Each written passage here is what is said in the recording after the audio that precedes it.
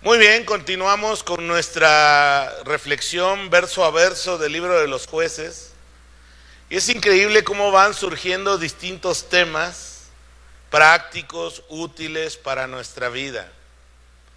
Y en esta ocasión, en Jueces capítulo 6, el final de este capítulo, el editor del libro nos va a dejar ver cómo Gedeón es un hombre esforzado y valiente, pero que al mismo tiempo tiene muchas inseguridades.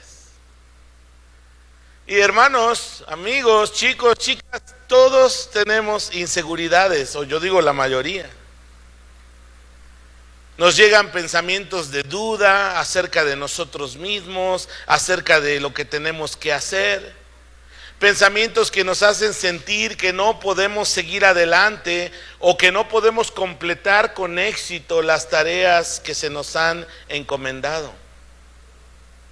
Hay personas, hermanos, si quieren ver la diapositiva, por favor, que no sé a cuántos alguna vez le ha pasado que yendo en la carretera en la noche se encuentra un animalito, conejo, un venado.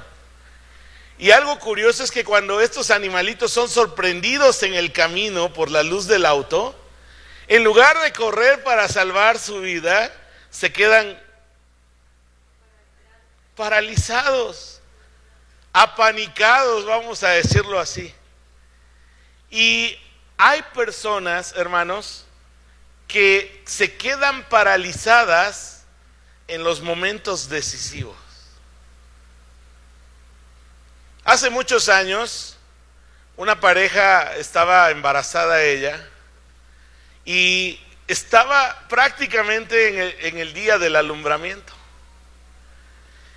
Y ya sabes, cuando uno es primerizo, uno no tiene ni la menor idea de lo que hay que hacer. Y entonces la esposa comenzó a tener sus contracciones, sus dolores.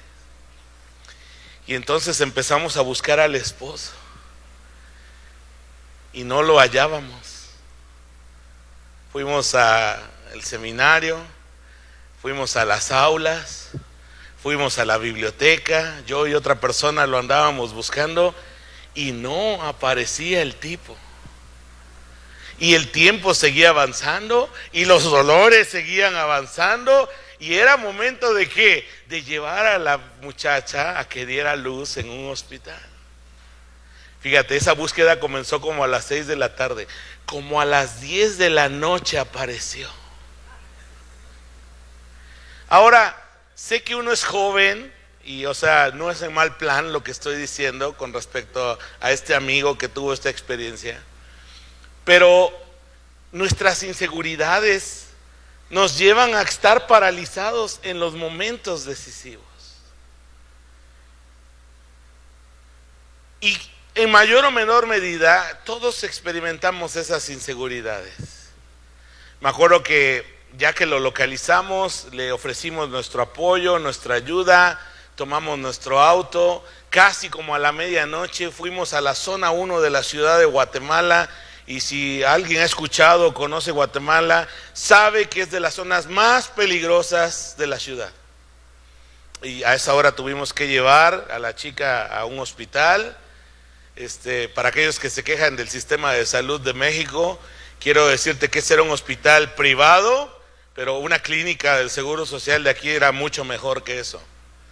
Entonces, nos quedamos paralizados muchas veces. Mira, en la siguiente diapositiva quiero que veas algunos síntomas de cuando estamos experimentando inseguridad, y a lo mejor te identificas con alguno.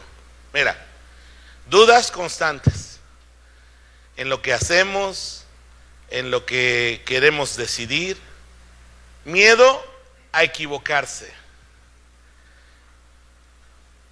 pensamientos de fracaso. Mejor no lo hago porque va a salir mal, ¿no? Fíjate, y eso lleva a las personas muchas veces a postergar las decisiones. No las queremos enfrentar. Las dejamos muchas veces para el último momento porque esas inseguridades nos tienen paralizados. Luego, las personas inseguras suelen sacar su inseguridad a través de una fachada de protección, de ser agresivos. Pero son agresivos ante la crítica, ante lo que les dicen otras personas, porque son inseguros. Y finalmente, muchos acaban diciendo, los demás lo hacen mejor, entonces que lo haga otro. Y vamos a ver, por favor, abre tu Biblia en Jueces capítulo 6. Vamos a ver cómo estas inseguridades pueden estorbarnos para tomar buenas decisiones, para completar tareas que ya tenemos. Te pueden estorbar para comenzar nuevos proyectos. Y fíjate bien, incluso estas inseguridades pueden impedirnos que caminemos con Dios para experimentar nuevas aventuras de fe. Gedeón ha comenzado a dar pasos. La semana pasada vimos que Dios le encomienda su primer misión. ¿Se acuerda cuál fue su primer misión? Le apodaron Jerobaal por esta misión. ¿Cuál fue su primer misión? Derribar el altar que había en su casa. Imagínate. El poste de acera que estaba en su casa. Y Dios le pidió que derribara los altares de idolatría que había en su casa, en su entorno. La primera misión fue cumplida con éxito. Jerobaal, Gedeón, fue y derribó el altar de Baal, hizo leña el poste de acera, construyó un altar de adoración para el Señor, y con la leña que cortó y con el buey que usó para derribar la estatua de Baal, hizo un holocausto al Señor. Versículo 33, por favor. Jueces 6, 33. Pero entonces la crisis se empieza a agravar, hermanos. Pero todos los madianitas y los amalecitas y los del oriente se juntaron a una y pasando acamparon en el valle de Jezreel. Vamos a hacer una pausa acá. Fíjate bien, mientras Dios está tratando con la fe, con la desilusión que tiene Gedeón, él ya comenzó a dar pasos de fe al derribar el altar de idolatría que había en su propia casa. Pero ahora el editor de Jueces nos deja ver que la crisis, que la cosa se está poniendo peor. La crisis se está agravando. Y el enemigo, que era muy numeroso, se está volviendo a agrupar, a juntar para atacar nuevamente a Israel y saquearlos, seguir dejándoles pobres. Versículo 34. Entonces, el Espíritu de Jehová, ¿qué ocurrió? Vino sobre Gedeón. Y cuando o sea Gedeón, tocó el cuerno, los abiesaritas se reunieron con él. Y envió mensajeros por todo Manasés, y ellos también se juntaron con él. Asimismo envió mensajeros a Aser, a Zabulón y a Neftalí, está hablando de las tribus, los cuales salieron a encontrarles. Vamos a hacer una pausa aquí.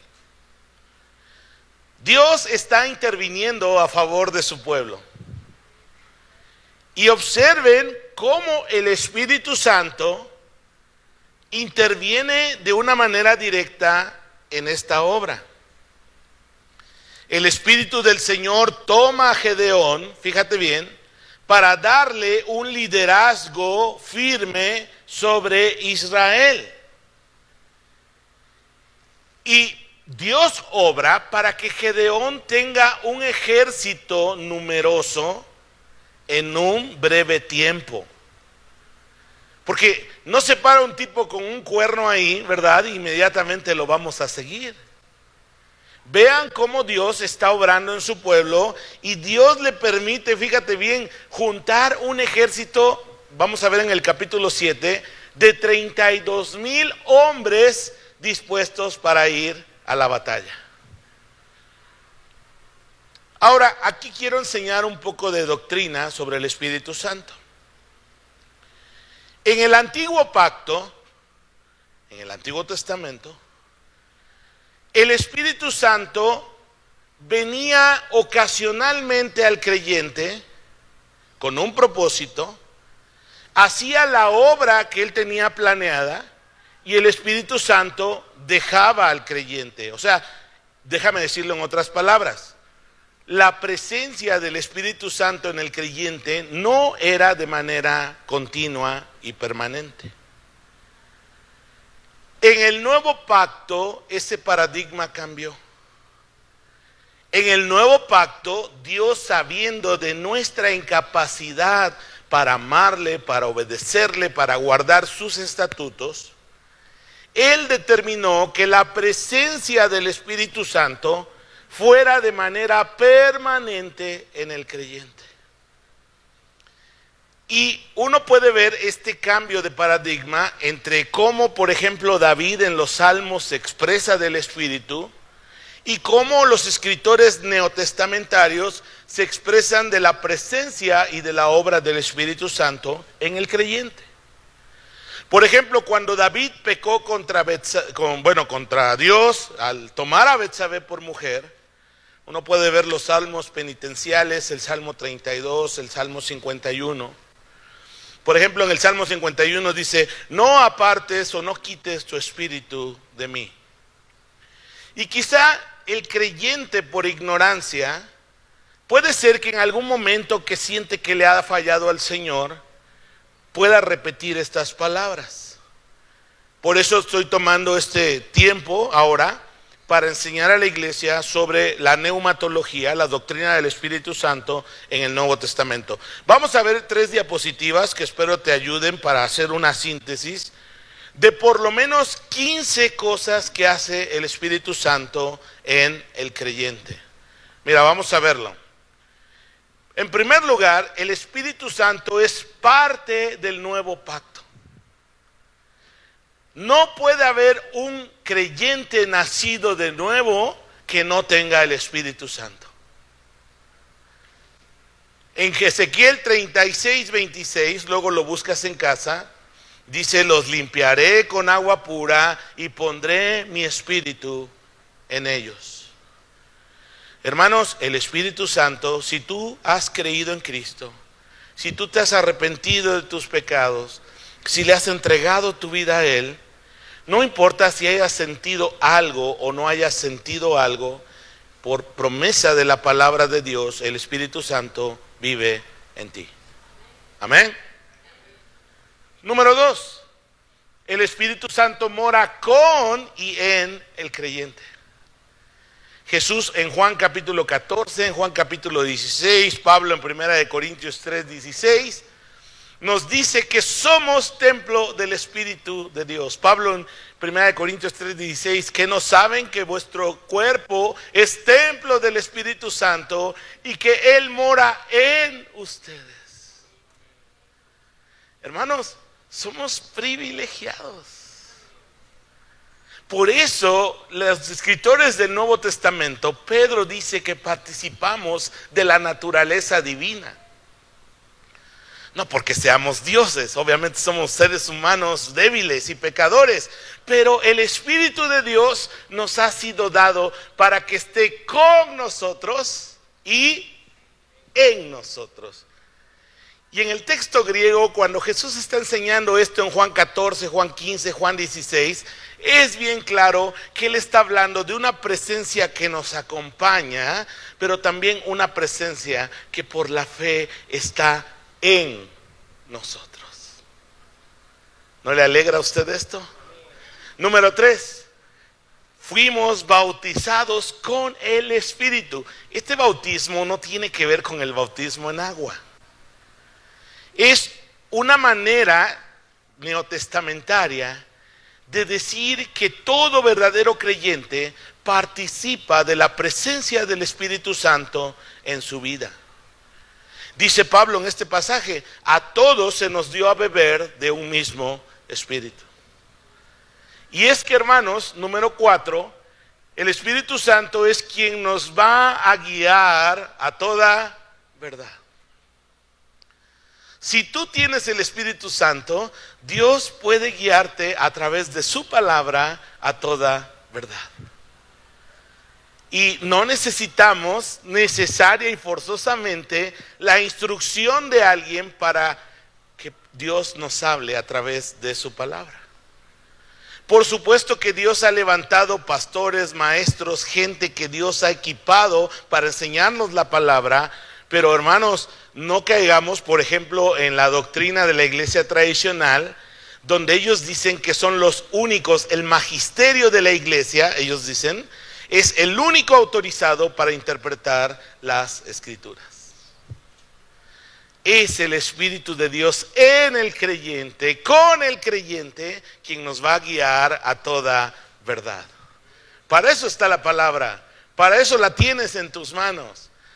Cuando te acerques a la Biblia, no te acercas a encontrar solamente buenas ideas o buenos pensamientos, te acercas al autor de ese maravilloso libro que es nuestro Dios. Número 5, el Espíritu Santo da poder para ser testigos. Hechos 1:8 dice, pero recibiréis poder cuando haya venido sobre vosotros el Espíritu Santo. Hermanos, todo verdadero creyente que tiene al Espíritu de Dios en su vida, tiene que ser un testigo ante el mundo que no conoce al Señor. Debemos dejar que la luz de Cristo se refleje en nuestra vida para que otros lo conozcan, para que los que viven en tinieblas puedan conocer la luz de libertad de nuestro Dios. La siguiente diapositiva, número 6. El Espíritu Santo, fíjate bien, según Romanos 8, da evidencia de que somos hijos de Dios. Si alguien no tiene al Espíritu de Cristo, dice el apóstol Pablo, no es de Él. Él es el sello distintivo de la casa. El Espíritu Santo es como el apellido de la familia. Dios nos ha dado su Espíritu para autentificar que somos hijos de Dios. Número 7, Él nos da el poder para vencer a la carne. Hermanos, la carne no se le puede vencer por tener una buena actitud. No se le puede vencer porque tengamos una buena disposición. Hermanos, la carne es débil, dijo el Señor. A la verdad el Espíritu está dispuesto, dijo Cristo, pero la carne es.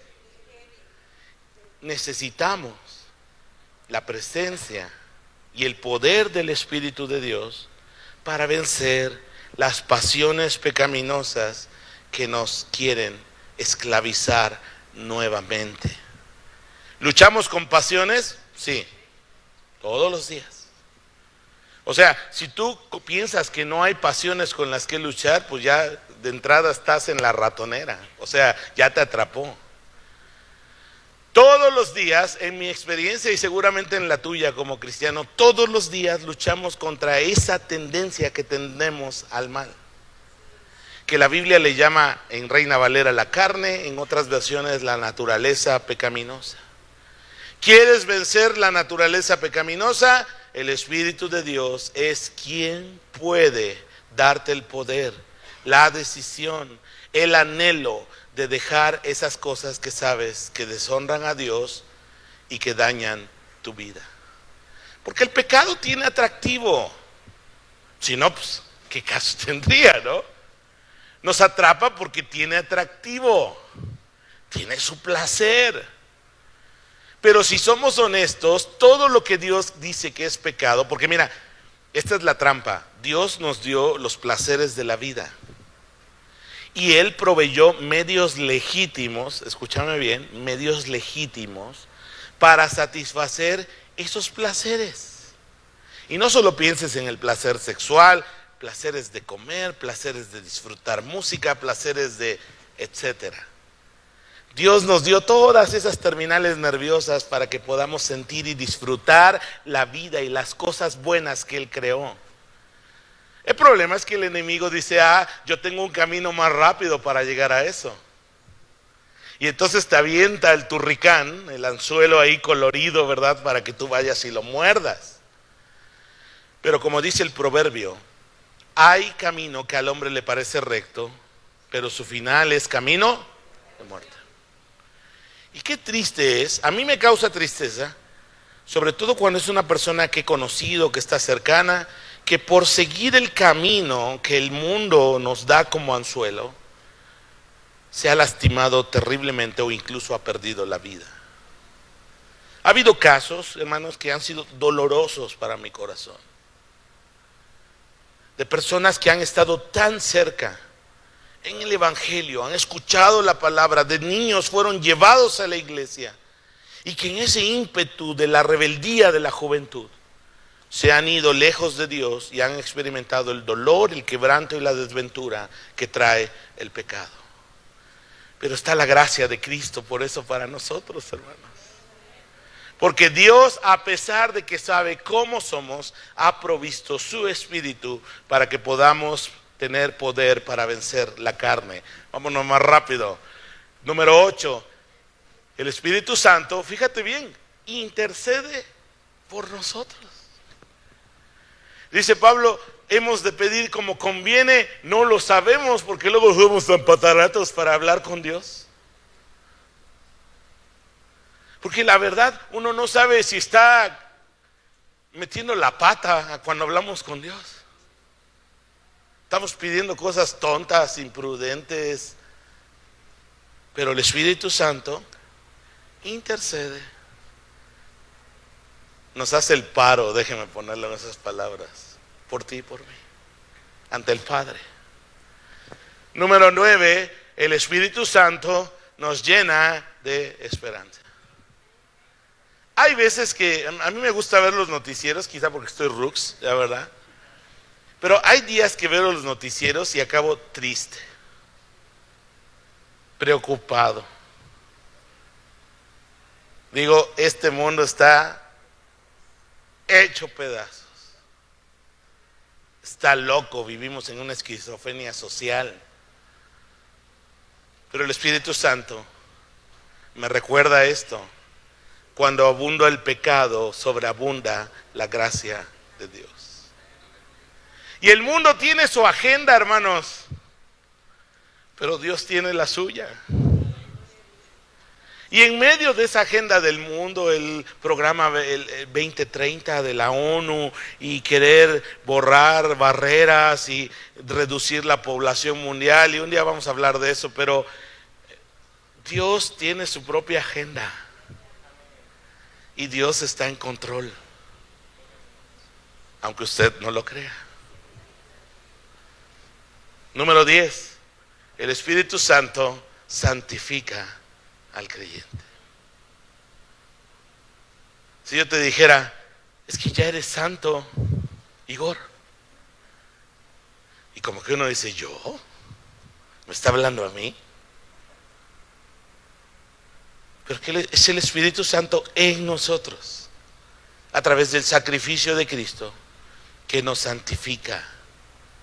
Pablo en este pasaje de 1 Corintios, ya me lo pasaste, regrésalo por favor, 1 Corintios 6:11, está hablando de que algunos eran borrachos, otros eran adúlteros, otros eran mentirosos, etcétera, etcétera. Dice, y estos erais algunos de vosotros, mas ya habéis sido lavados, habéis sido justificados, habéis sido santificados por el Espíritu. Ahora sí, número 11. El Espíritu Santo da dones espirituales. Nos capacita para hacer lo que agrada a Dios. Todo creyente, escúchame bien, todo creyente tiene por lo menos un don espiritual. Y Dios te ha dado ese don, dice Pablo y las enseñanzas del Nuevo Testamento, no para que te lo guardes, no para tu provecho.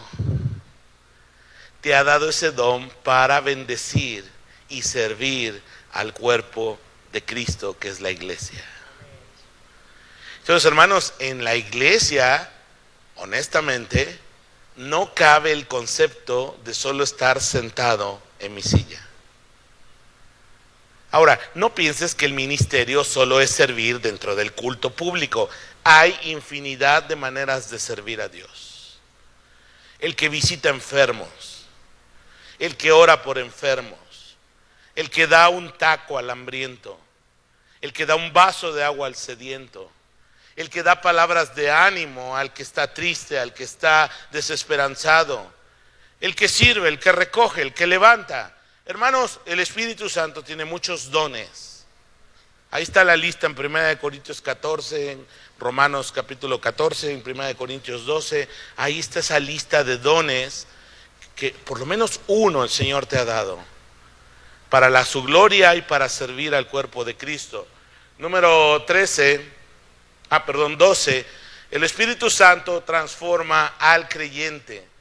Dice Pablo que Él nos va llevando de gloria en gloria, de triunfo en triunfo, formando la imagen de Cristo en nosotros. Número 13, el Espíritu Santo es el único que puede dar fruto en nosotros. Acuérdate que he traído una frase en las últimas 2 predicaciones. En la vida de fe no se trata de lo que yo puedo hacer por Dios, sino lo que Él puede hacer en mí. Mas el fruto del Espíritu es amor, gozo, paz, paciencia, benignidad, mansedumbre, templanza. Contra tales cosas no hay ley, dice Pablo. Y no es más que la obra del Espíritu en mí, en ti. Número 14, el Espíritu Santo es la garantía de la herencia que Dios tiene para ti. Cuando uno compra algo, le dan a uno una factura, ¿cierto o no? Si compras un terreno, ¿qué hacen? Te dan una escritura. Déjame ilustrártelo así. Bueno, déjame platicarte cómo se hacía en aquella época. Nadie iba cargando ni los camellos ni los borregos, porque la riqueza de muchos hombres de aquella época no estaba en una cuenta de banco. No cargaban kilos de plata o de oro en bolsas, a veces sí, a veces no. Entonces, cuando una persona en aquella época hacía un negocio de comprar una tierra, de algo que ocupaba mucho dinero, se daba un anticipo. Para los recién casados, ese anticipo se llamaba arras. ¿Le hace sentido ahora? Eran unas monedas que eran el juramento, el compromiso de que vamos a terminar el negocio. Solo que ahora pues no cargo 20 millones en mi cartera, ¿verdad? Y entonces el Espíritu Santo, fíjate bien, dice Pablo aquí en este pasaje de Efesios, es las arras. Es el anticipo de que el negocio ya está cerrado. Y entonces con esas arras, el creyente tiene garantizado que lo que Dios le ha dado por herencia es un hecho. Amén. Entonces, cuando Dios nos manifiesta que vamos a estar reinando con Cristo, cuando nos dice que el cielo es un lugar donde no hay más tristeza, no hay llanto, no hay dolor. Cuando nos dice que es un lugar donde mora la justicia. Cuando nos dice que vamos a recibir las riquezas de la gracia de Cristo. Hermanos, está garantizado por Dios.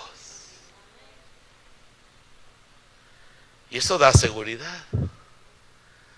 ¿A poco tú comprarías, por ejemplo, un carro sin que te dieran la factura?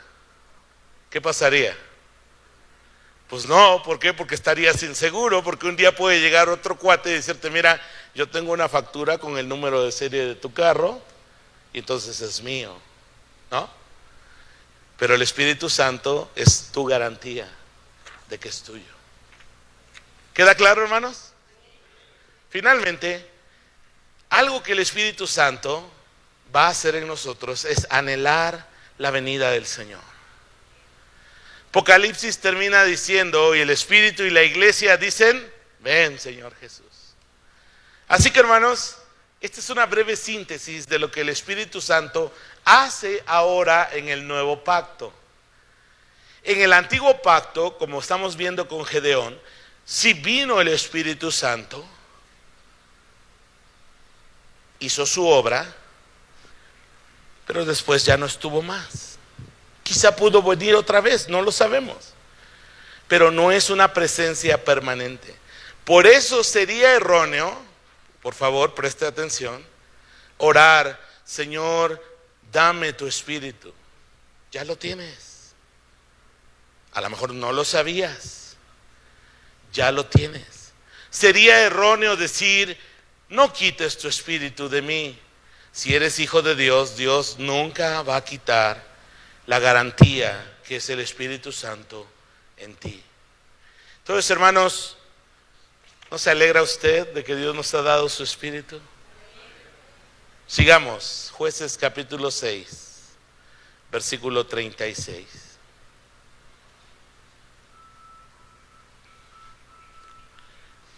Y Gedeón dijo a Dios: si has de salvar a Israel por mi mano, como has dicho, he aquí yo pondré un vellón de tela en la era. Y si el rocío estuviera en el vellón solamente, quedando seca toda la tierra, entonces entenderé que salvarás a Israel por mi mano, como lo has dicho. Y aconteció así, pues, que cuando se levantó de mañana, exprimió el vellón y sacó de él, del rocío, un tazón lleno de agua. Vamos a hacer una pausa acá. Hermanos, nuestra fe está en construcción. Y Gedeón es como nosotros. Tiene dudas. Ahora, lo que Dios le está pidiendo, pues sí es una tarea difícil, riesgosa, puede perder la vida en eso. No solo él, pueden perder la vida esos 36,000 hombres que ya respondieron al llamado del cuerno de la batalla. Y Gedeón tiene dudas. ¿Nunca le ha pasado así? Tiene dudas. Y entonces Gedeón dice: bueno, hay otra señal, Señor. O sea, sí te creo, pero no. Y entonces Gedeón toma un pedazo de tela de lana y le dice: mira, Señor, vamos a hacerle así. Yo voy a poner en el patio ahí de la casa mi tela, y mañana que amanezca, que todo esté seco y la tela esté bien mojada. Ahora, piensa esto: si tú fueras Dios, ¿qué le hubieras dicho a Gedeón? Un zape, por lo menos, ¿no? Ya déjese de babosadas, de niñadas. Pero Dios es bueno y Dios es paciente con nosotros. Y dice Dios: bueno, ahí te va, Gedeón. Trapo bien empapado. Lo exprime y saca un tazón de agua y todo lo demás seco. Y entonces Gedeón creó a Dios y dijo: vamos. Mira lo que dice el texto, por favor.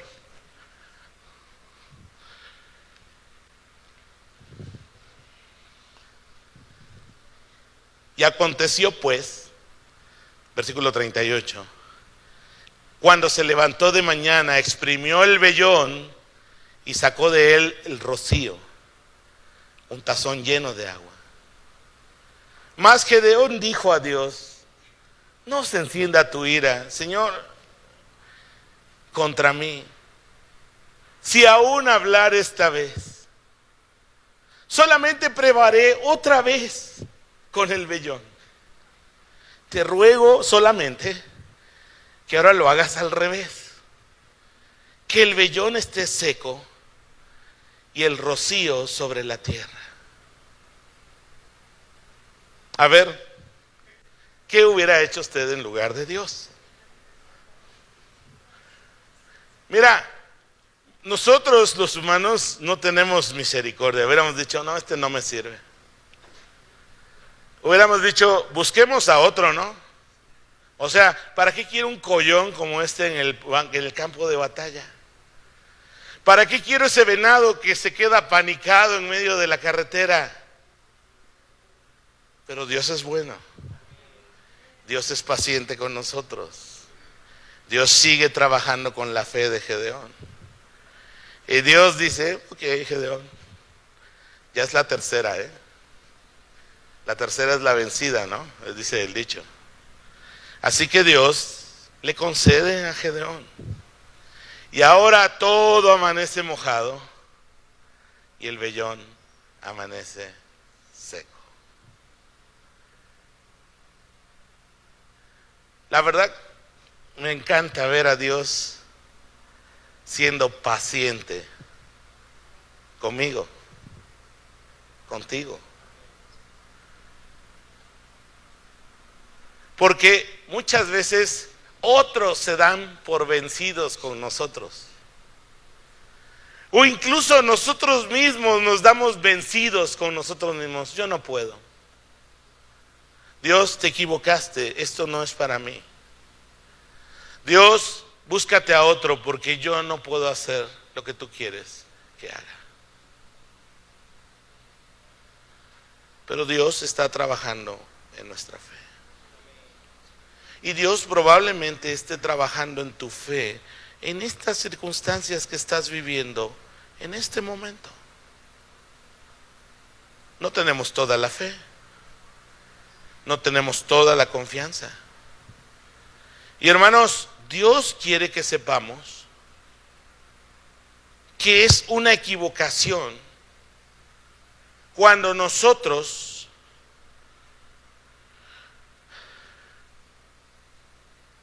no conocemos suficientemente a Dios y por eso no confiamos en Él. Una persona se conoce cuando, se conoce cuando andamos con ella. Y si tú quieres conocer verdaderamente a Dios, tienes que caminar con Él. No solo el domingo. O sea, neta, 52 de 365 días no es suficiente.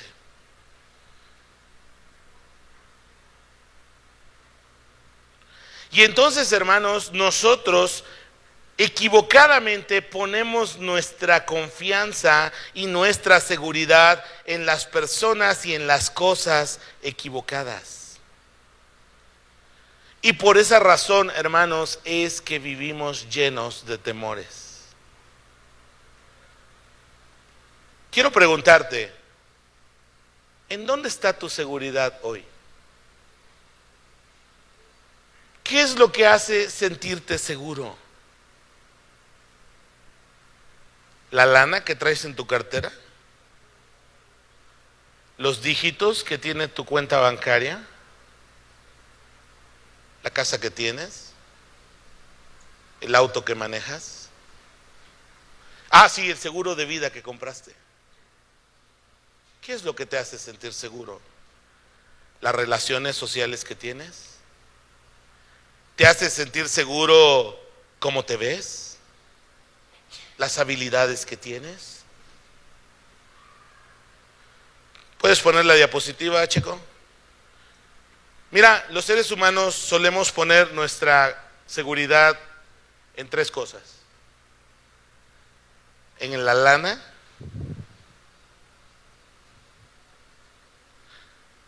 y tú sabes, no es pecado que Dios te bendiga con riqueza. El pecado es amar el dinero, confiar en el dinero, ese sí es pecado.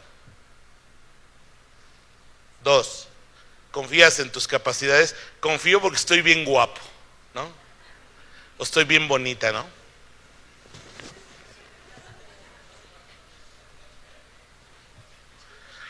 ¿Cierto o no?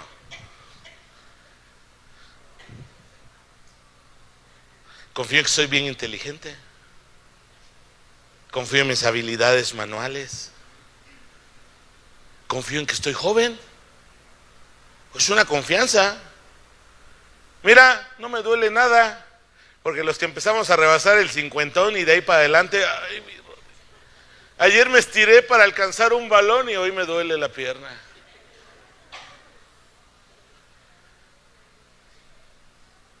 Chicos y chicas, aquí hay varios, ahorita no salieron a clase los adolescentes, no confíes en tu juventud. Mira, ves a la bola de ruquitos que estamos acá, con el perdón de todos los ruquitos, y yo me incluyo. Hace no mucho fuimos jóvenes. Uy, pero falta mucho. El día que menos te des cuenta, tendrás tus canas, tendrás tus achaques, y vas a decir, se fue la juventud. Porque la escritura es muy clara, somos como neblina que aparece por un poco de tiempo y luego volamos. Pero el ímpetu de la juventud, chicos, chicas, es cegador. No necesito a Dios en mi vida. Eso dice el ímpetu de la juventud. ¿O no? ¿A muchos no les pasó eso en su vida? Estoy fuerte, estoy joven, quiero vivir la vida. Vive y deja vivir. Me encanta la filosofía de los de hoy. Vive y deja vivir, son remetiches en redes sociales. Y cometemos el error de confiar en otras personas. Es que me va a prestar dinero. Oye, Osiris, ¿se me explico? Es que yo tengo un buen doctor, siempre. ¿Se da cuenta? Ahora, no me malentiendas, estoy hablando de esa confianza básica que te hace sentir seguro. Claro que hay que ir con un buen doctor, claro que hay que tener un buen programa financiero, claro que puedes planear y tener proyectos para prosperar y Dios te puede bendecir con riqueza. No me vayas a malentender. El punto es dónde tu corazón pone la confianza. Y ya no me da tiempo, lo vamos a ver el próximo domingo, pero quiero decirte una cosa. La persona y el lugar seguro para poner nuestra confianza es Dios. Es su presencia. ¿Y sabes por qué erramos y vivimos con inseguridades? Porque no caminamos con Él. Porque si camináramos con Él, en todas las sendas de nuestra vida, cuando nos va bien, cuando nos va mal, cuando estás en la etapa de tu amor romántico, cuando estás en el tiempo de tu empleo, cuando estás planeando tu desarrollo personal, cuando estás haciendo negocios, cuando eres esposo, cuando eres esposa, cuando eres padre, cuando eres hijo, si tú caminaras con Dios todos los días de tu vida, sabrías de primera mano que Él es bueno y fiel. Y entonces, en el día de tu angustia, en el día de tu dolor, en el día de tu enfermedad, en el día en que las cosas no van bien, aun cuando tu carne esté luchando, esté triste, esté dolida, tu espíritu va a confiar en Dios. Terminemos con una oración.